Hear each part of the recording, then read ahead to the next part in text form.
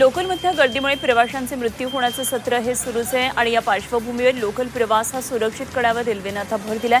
स्वयंचलित दरवाजेच्या non AC local चालवण्याच्या हालचालींना गती आली आहे आणि अशाच एका लोकलची कुर्ला कारशेडमध्ये यशस्वी चाचणी घेण्यात आली। मुंबईत महानगरपालिकेच्या वतीनं सर्व वॉर्डमध्ये नालेसफाई करण्यात येते। नालेसफाईमध्ये पहिल्याच दिवशी 25 मेट्रिक टन कचरा संकलित करण्यात आला आहे। 31 ऑक्टोबरपर्यंत मुंबईमध्ये ही मोहीम राबवली जाणार आहे। गेटवे ऑफ इंडिया गिरगाव चौपाटीवर पर्यटकांच्या सुरक्षेसाठी आता माजी सैनिकांना नियुक्त करण्यात येणार आहे आणि यासाठी पर्यटक सुरक्षा बल हा उपक्रम हाती घेण्यात येणार आहे। सुरुवातीला प्रायोगिक तत्वावर या 2 समुद्र किनाऱ्यांवर हा प्रयोग केला जाणार आहे। पहलगाममध्ये झालेल्या दहशतवादी हल्ल्यानंतर बंद करण्यात आलेली काश्मीर खोऱ्यातली 7 पर्यटन स्थळं पर्यटकांसाठी खुली करण्यात आली आहेत। मात्र पहलगाम अजूनही बंदच ठेवण्यात आलेलं आहे आणि पहलगाम हल्ल्यानंतर 50 पर्यटन स्थळं बंद करण्यात आली आहेत।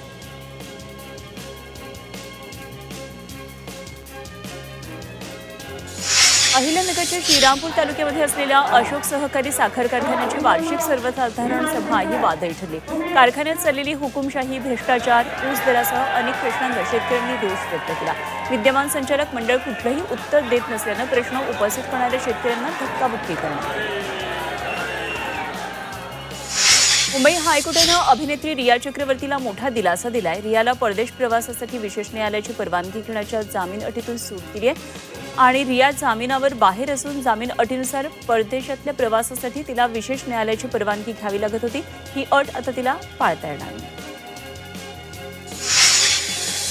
नवरात्रोत्सवामध्ये उपवासामुळे फळांना मागणी असतानाच पावसामुळे खरेदीदार बाजारात आले नाहीये। त्या गुलटेकडी मार्केट यार्डमधल्या फळ बाजारात कलिंगड, खरबूज, लिंबू, संत्रा, मोसंबीच्या दरामध्ये 10 ते 20% घसरण झाली। आवक कमी झाल्यामुळे पपईच्या भावामध्ये किलोमागे 5 रुपयांची वाढ झाली। ओडिशाच्या भुवनेश्वरमध्ये शहीदनगर दुर्गापूजा समितीनं अनोखा देखावा साकारलाय। ऑपरेशन सिंधूच्या थीमवर आधारित दुर्गा पंडाल तयार करण्यात आले।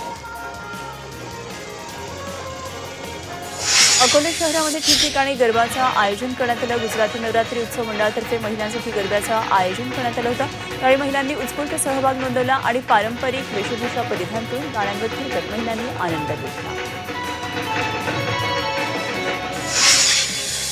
अकोल्यामध्ये अनोख्या पद्धतीनं गरबा खेळण्यात आला। शहरातल्या जलतरण तलावामध्ये हौशी जलतरणपटूंनी पाण्यात उतरून गरबा खेळला आणि या अनोख्या जलगरब्यामुळे नागरिकांना एक वेगळाच अनुभव मिळाला। उपस्थित प्रेक्षकांनी सुद्धा या उपक्रमाचं कौतुक केलं।